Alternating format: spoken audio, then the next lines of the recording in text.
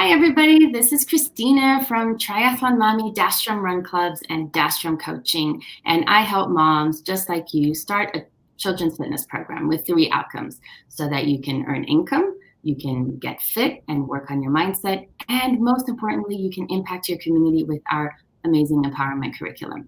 And today I have a very special live, and it is with Marisa Portuondo of Portuondo Law Firm.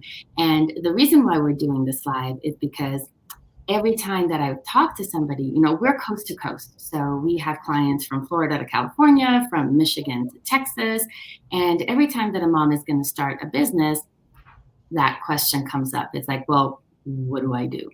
And the truth is that law is different in every state. And my answer is always like, check your local resources, because I don't know.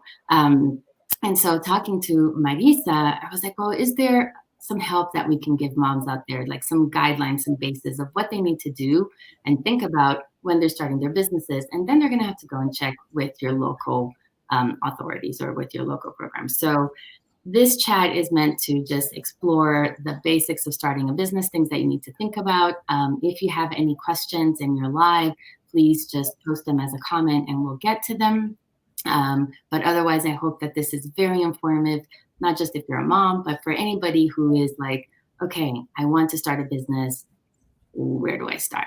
So thank you so much, Marisa, for being here. And I know that you have a lot of experience, as a lawyer, but also working with small businesses. So why don't you tell us a little bit about that, and then we'll dive straight into the questions. Awesome. Thanks for having me. So yes, I am a business lawyer. I have my own law firm. So I'm also a small business owner. And like many of you, I was once in that position where it was time to, consider starting my own business. And I did that just over 10 years ago. I went full force into that about 7 years ago.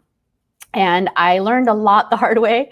And it really brings me a lot of pleasure to, kind of share what I've learned both in the law and as an entrepreneur with others to help them, grow and protect their businesses. Okay, awesome. And again, if you're viewing this live and you have questions, just type them in the comments, because unlike other past times, I can see them now and I know how to look at them. So why don't we start, Marisa, because this is what happens. I get on the phone, somebody joins and they're like, okay, so what do I do? Like the business idea is there, right? Is to start a children's fitness program. But what is the first thing that they have to consider? So, the first thing really is, you already have the idea taken care of, right? So they already know what kind of business they're going to have. They already know it has the potential for success and growth. So as far as the ability to succeed, that's already been taken care of, it seems, with this program, which is amazing, because that's actually a huge part of where small businesses can fail. So that's an amazing service that, you're helping people with. And I know this is going to sound self-serving, but honestly, I will say this to anybody, whether they hire me or somebody else. I would say the biggest step that a new business owner needs to take is finding the right professionals to help them with, what they're about to do. And that would involve, a business lawyer. And if that business lawyer is not also a tax attorney, which I am not, then I would really strongly recommend you need to find a kick-ass, CPA or a tax attorney that's going to help you figure out exactly what kind of tax setup you want to have. And that will dictate also the kind of business entity that you're going to set up. So I think that's really, crucial in order to get things off on the right foot. That would be the absolute first step. Okay. Well, and I know that sometimes that's so intimidating for people, because it's like when I say, it's like, oh, but working with children, it's going to be insurance, so that's going to be a fortune. And it's not, it's a really reasonable amount and something that can really save your butt further down the road. And I know that not every law service, and like you have a program that is for small businesses, and I'll get to that, at the end. So assuming that they have this thought, okay, but I want to get to that lawyer prepared, right? I want to, what are some of the considerations? I know the, reading is okay, there are different types of legal structures. Can you give us just a lowdown on what they are or what the differences are between them? Sure. So this will vary very much depending on what state you're in. So for example, in Florida, you're allowed to be, we're a very LLC friendly state, which is not the case in other states. We are one of the few states that allows, for example, someone to have a single member LLC, which means you don't need to have, a co-owner, partner, however you want to consider that person. Technically, we'll call them members, but that allows, the LLC allows for a lot of flexibility in business. And it tends to be, at least in Florida, one of the entities that, most micro businesses tend to skew towards because of, the flexibility and the ease in running an LLC. Now, you have an Inc. or a corporation, and that is a little bit different. There's, more, I guess, requirements that you need to do throughout the year. This may not be a huge consideration for someone who's on their own, but if you are, again, with multiple investors, partners, anything like that, that will all fall into what kind of entity you want to have. If you're going to be working, are most of your people alone, or are they working with others? Most of them are alone. So at least in Florida, the vast majority of people would probably have an LLC. It is a little bit more expensive in Florida every year when you have to do your annual report, but I mean, less than $100 difference. I think it's like $30, $40, $50 difference. And what you get in exchange, in my opinion, is probably worth it for most people. But I don't like to give this blanket, advice, because really everyone's situation is different. Partners, everyone says like, oh, my partner. Partnerships tend to be for more businesses with a lot of risk. Mm-hmm. Okay. So for example, doctors, lawyers, you can be sued for malpractice and things like that. That tends to be, again, in Florida, at least, where partnerships tend to come in. So the majority of people are either going to be a corporation or a limited liability company. Okay, perfect. So, but the important point here for anybody is that no matter what you're doing, you should have a corporation, right? Because absolutely. Yeah. Absolutely. And I think a lot of people are seeing that now with, the COVID financial assistance that's being offered. A lot of people are getting left behind because of the way they either did or did not set up their companies. So if you are for example, sole proprietor, a lot of people don't realize the main reason why businesses exist is to protect personal assets. And people forget that. That is the number one job of a corporation or a company. It's to make sure that your individual assets don't get, put at risk with the, especially in, the kind of situation that you guys have where people are doing physical activity and things like that. If you have, again, I don't know how it is outside of Florida, but in Florida, your home is protected as your homestead, but everything else is pretty much free game. So, your bank accounts, your cars, all your other assets, those can be taken away if you don't properly protect them. And the best way to do that is to incorporate your business with a formal business entity, not to run as a sole proprietor. Okay. So the other question I get sometimes is that a mom is like, well, but, I'm just starting and I'm only going to have like 5 kids because now it's COVID just in the summer in my house. Is that I know that you're a lawyer, so you're going to say that's a bad idea, but, but what are the risks? Can you talk to us about what you would say if that was your client? Yeah, I mean, I'm already cringing internally just hearing that. Obviously, I'm a very conservative, attorney when it comes to risk, because I do litigate also. So I see there's a lot of business attorneys that only do the transactional side of things, and they don't have that litigation brain, for lack of a better word. I have seen every kind of lawsuit out there. I used to do personal injury, and I've done a lot of contractual litigation as well. So I'm well aware of the risk people are taking every time they enter into any kind of activity, especially, physical activity, and especially when there's children involved. So yes, I mean, this is inherently a risky activity, right? Just because it's exercise. Anytime anyone's using their body, there's a slightly, elevated risk. And if you are having people in your house, first of all, you're probably not going to get insured if you don't have some kind of formal business entity. You're going to have trouble with the bank. You're going to have trouble with the IRS. I mean, it's just going to be a mess. The amount of money you will save is so minimal by not incorporating. It costs a couple $100 at least, again, in Florida, to get incorporated. It's just not worth it. Okay. All right. So let's say that, you talk to a lawyer and you're like, nah, I'm going to do it on my own. And we're not suggesting that, right? Because what you said once is like the devil is in the details. So you might think that you've got yourself covered, but there's like that 10% that you kind of miss, and that's the one that they're going to, that's going to mess everything up. But what is the process? So the first thing that you do is that you decide what your corporate structure is going to be, right? And Yes. then you incorporate in your state. Is that how does that process work? Yes. So you will incorporate in your state, hopefully with the help of a business attorney. They will do all of that for you, make sure everything is done properly. There is certain documentation that's required, depending on what kind of, honey, I need a moment, please. Sorry, my son is here. I'll fix it for you after, okay? Give me a sec. Sorry about that. I have a 4-year-old here and we're home alone. So there, depending again on the type of entity you have, you may need articles of organization, articles of incorporation, you may need bylaws. All of these things are things that, your division of corporations may not actually require you to file with them, but they are legal requirements. So that's right there somewhere that I see people go wrong. They don't have these documents. And again, as a lot of people saw when they went to apply, for example, for the PPP loan, they will ask for those documents. And if you don't have them, now you're scrambling, right? And as we all know, it was like quick, apply. The money's running out. Banks will also require a lot of that documentation. So, do it with an attorney, do it right, get all your stuff, documented, get all your corporate documents prepared at the same time. Go ahead and register with your state.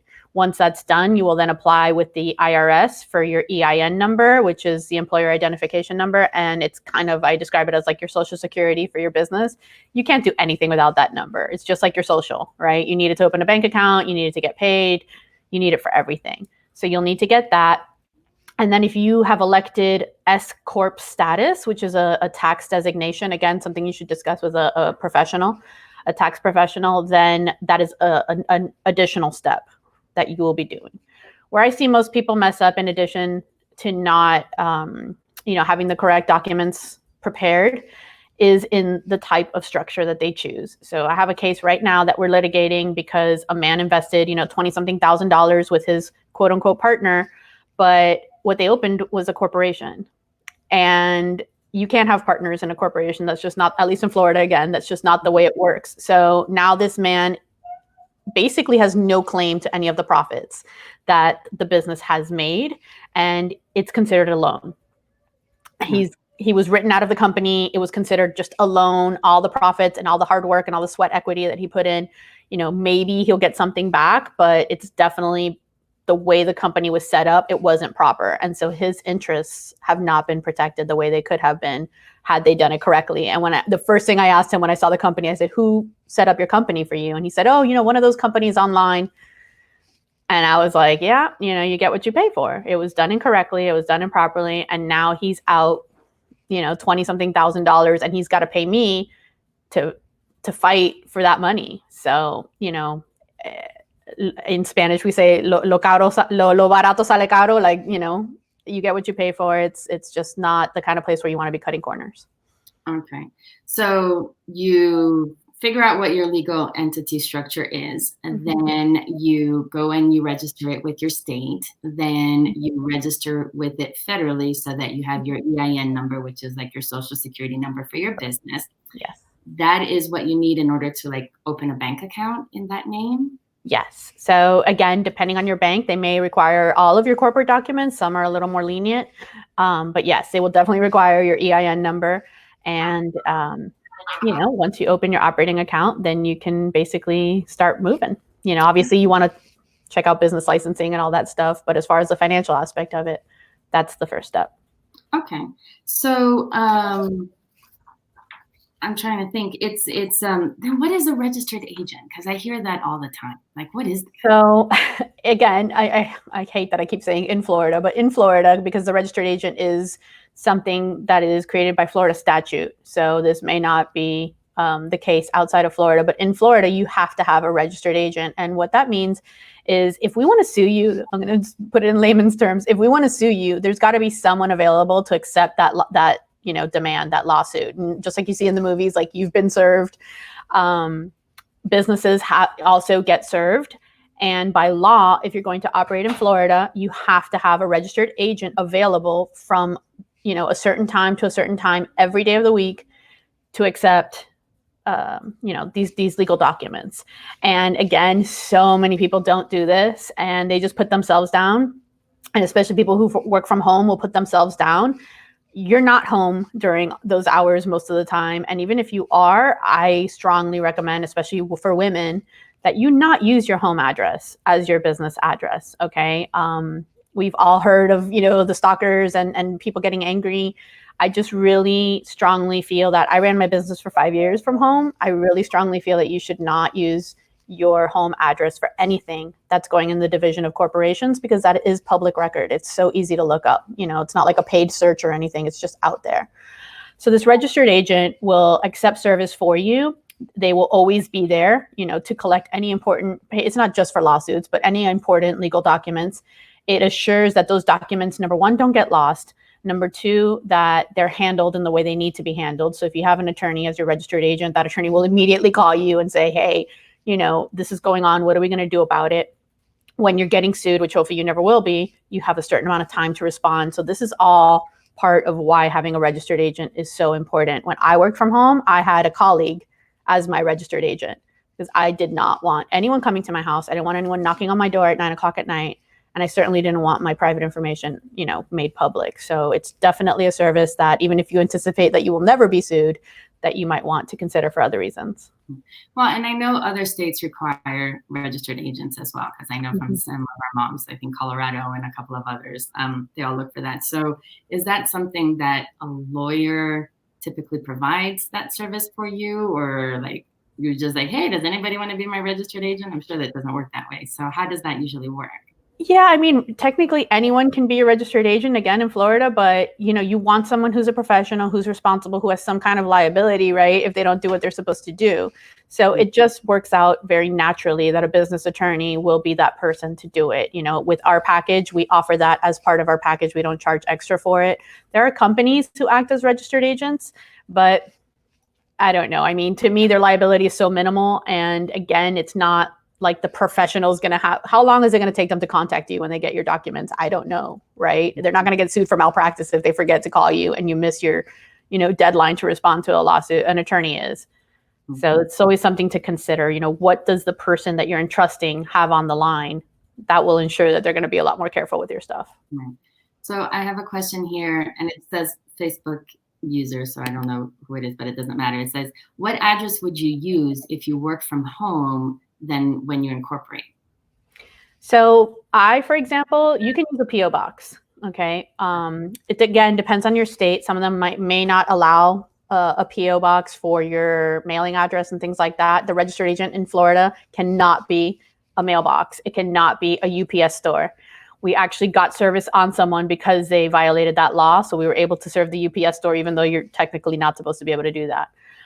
So what I recommend is the UPS store for everything except the registered agent or something like a UPS store, because you actually get a street address. So it'll look like an office, and that's if you want to look obviously extra professional, as an attorney or anything like that. You don't want to have a PO box. It just looks kind of, shady.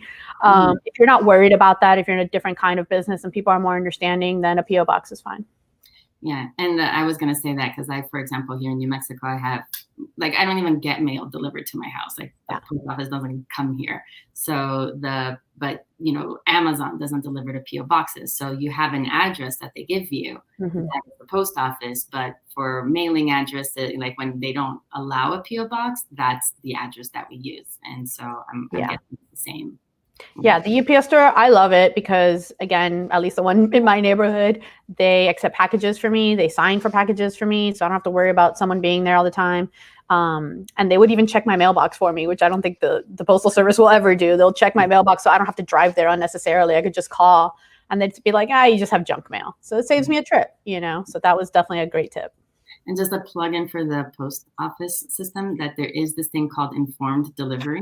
So every day you get an email, and it has a picture of what is in your mailbox that day. So for people like me that I have to actually go 3 miles to get my mail, I'm like, so not worth it today.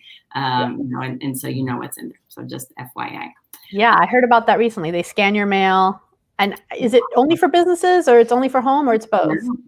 Because I have my PO box is for like everything. So nice. It's me, my husband, my business, everything. So yeah, it's an amazing service for sure. I've talked to people recently, because people are obviously not in their offices right now, and they love it. So definitely, and yes, I support the Postal Service completely. Cool. So guys, we're closing up here. So I'm going to give you just a couple of minutes if you have any other questions to ask them. So I did have a couple of things though, because some people get intimidated, right? And they're like, oh my gosh, a business, I have to do all this work and all this risk and all this liability. Isn't that hard? Like, are there people is there services that streamline this? Like what would you tell a mom that's just like, oh, maybe I'm just gonna throw the baby with the bathtub. I'm not gonna follow my dream. I'm not gonna earn money. I'm not gonna do all these things because the legal thing, like, oh my God. What would you tell that mom? If it's the legal stuff that's intimidating someone, I definitely think, like anything else in life, for me at least, like I want my relationship with my clients to be a lifelong relationship. I want to be there for them through thick and thin with their business. And I think that you need to find someone that you feel comfortable with. If you go to someone's office and you don't have good vibes and you just don't gel with that person, you don't have to hire them. This is a big decision that you're making. And I would definitely say find someone that you feel comfortable with. Find someone who you feel has your, best interest at heart. That's so important when you're working with any kind of professional that, involves your business, your family, anything like that. And really, I'm not sure what that was. A good professional will want to make your life easier, not the other way around, right? So, we always say, make sure that your business is working for you and not the other way around. And it should be the same way for the people you hire. Okay. So basically, don't be afraid of consulting with a lawyer just because you've heard 20,000 things, or you think that it's going to be super expensive, because what you're not paying in the front end, you may have to pay in the back end because you made a mistake on your own. Is that like your general advice? Yes. I mean, there's definitely different, price points for different attorneys. We have so many small, tiny micro businesses that have come to us that we've actually developed, a subscription plan that's very cost effective for tiny businesses, because we understand that it's an issue. I get it. I was there once before. I could not have afforded a typical business attorney when I started my firm either.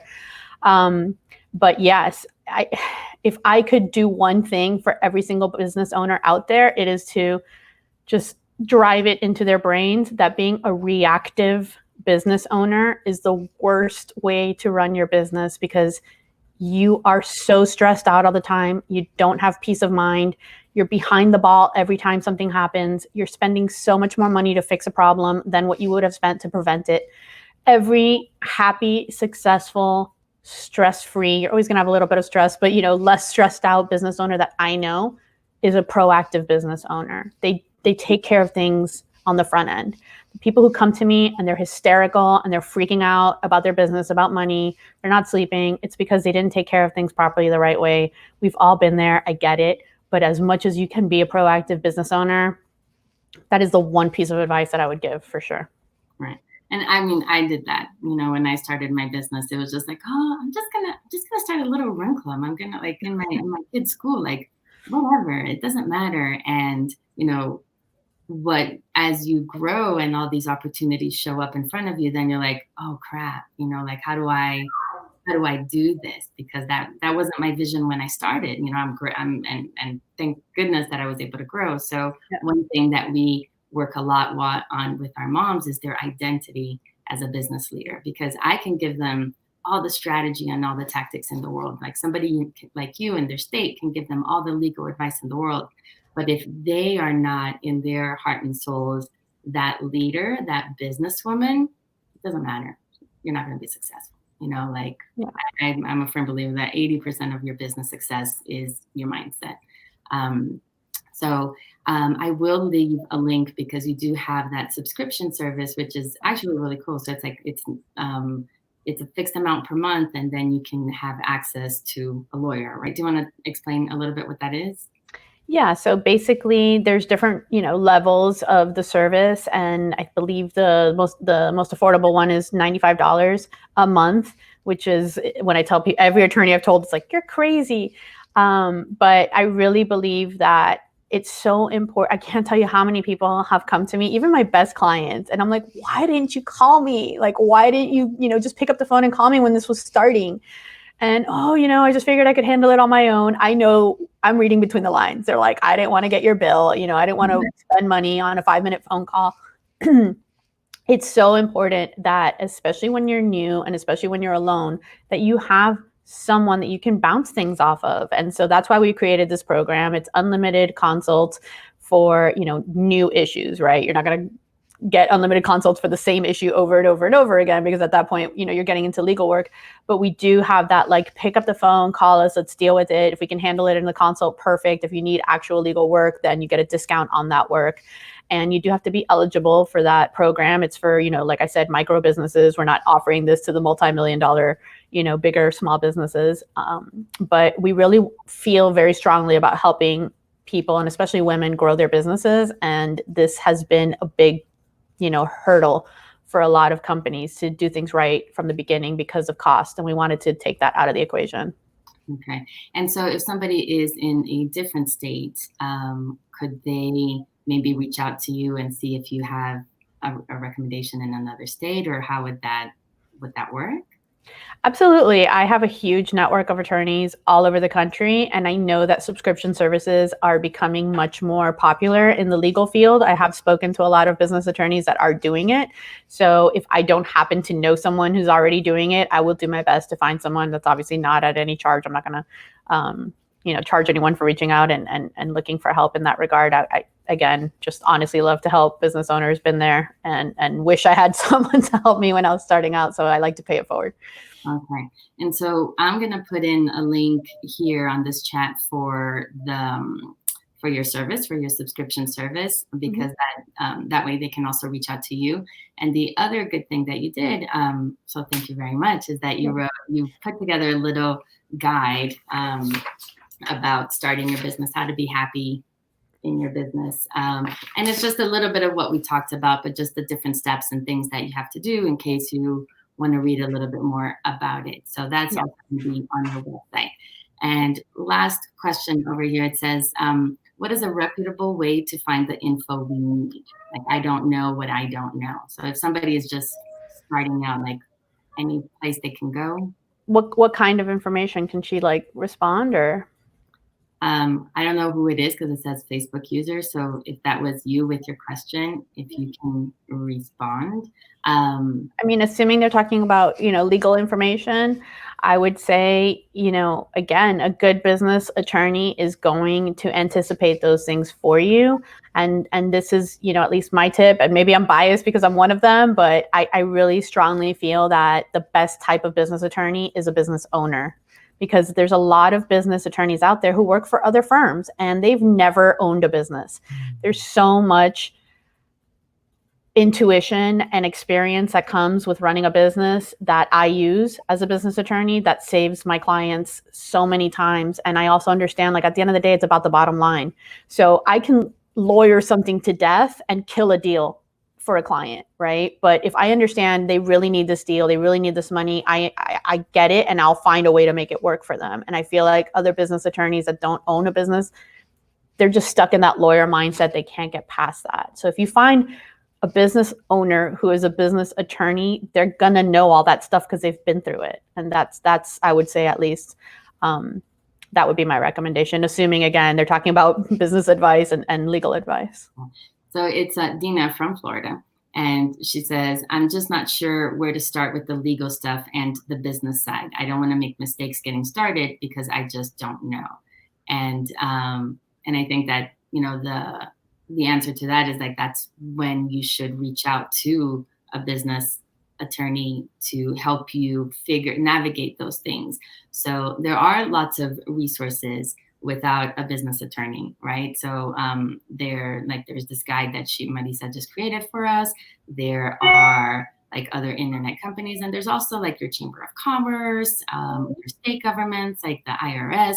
They all have information that you can go and check out. And I think the message from Marisa is like the devil's in the details. So find the information to educate yourself, right? So because you don't want to be like, I have no idea what I want to do, so can you just do it all for me? Like, you don't want to be that business owner either. So do your homework.